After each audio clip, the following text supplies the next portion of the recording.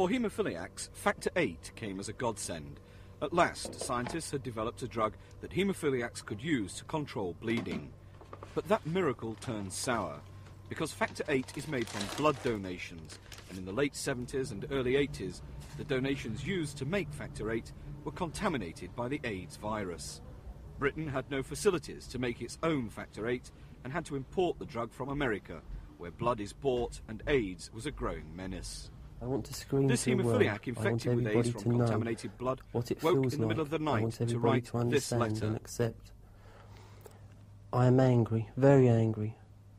I have been let down by the National Health Service and the country, both of which I was and still am proud of, but they have failed me.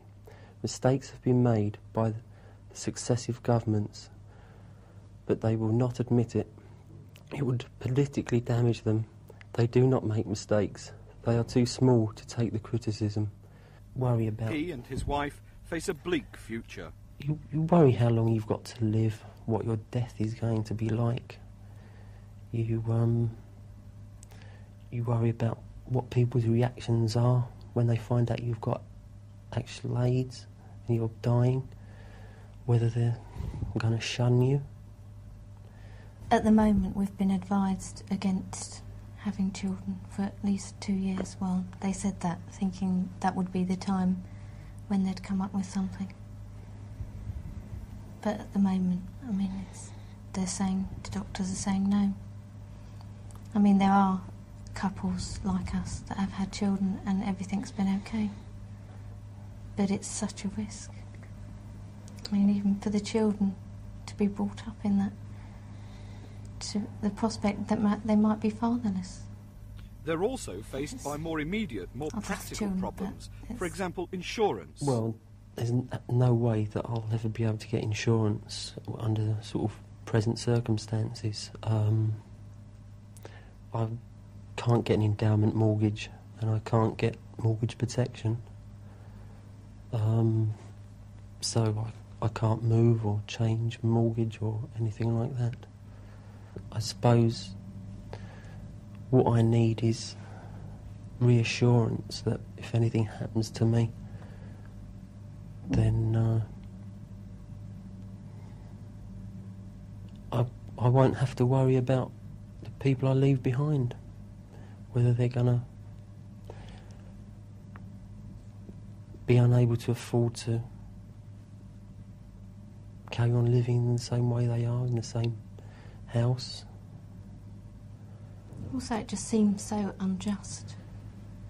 These haemophiliacs spend their life worrying about a crippling disease, and just when something comes along that can improve their quality of life, they're suddenly struck down again with something far worse. I think they just need a feeling that justice is done. Now, blood products like factor 8 are heat-treated to kill the AIDS virus.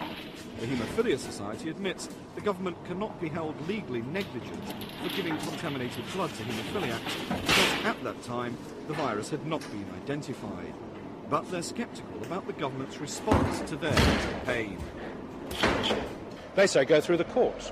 Now, even if it was possible to go through the courts, it would take so long and be so expensive that the damage would be done by the time anything came of it. And so we're in this sort of never-ending circle of saying we're not going to get anywhere with the courts, but try it. And 4 years later, when your husband's dead, you know, you'll probably be told, no hope, go away.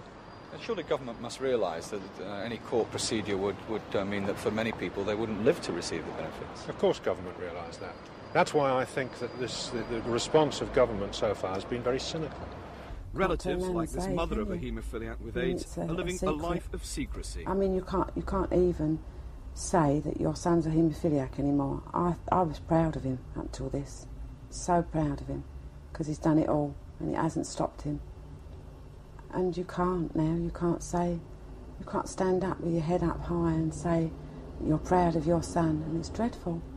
How would they feel if it was their son? How would Maggie Thatcher feel if it was her son? After meeting the Social Services Minister today, the Haemophilia Society had some progress to report. We can say that the Minister listened very carefully to the representations which we made. He promised to consider them as a matter of urgency. The government made no promises to the Haemophilia Society today, but it will decide before Christmas whether or not to give extra financial help to the 1,200 haemophiliacs who are infected